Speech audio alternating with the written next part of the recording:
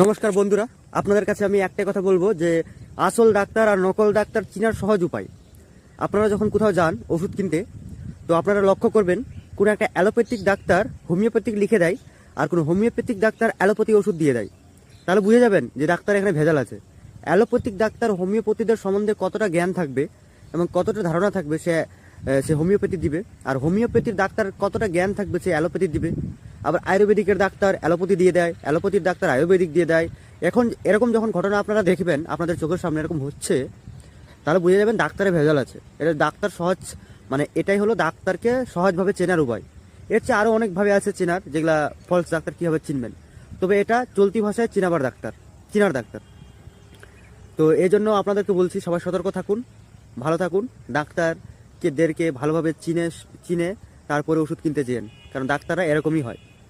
সবাইকে সাবধান করলাম। নমস্কার।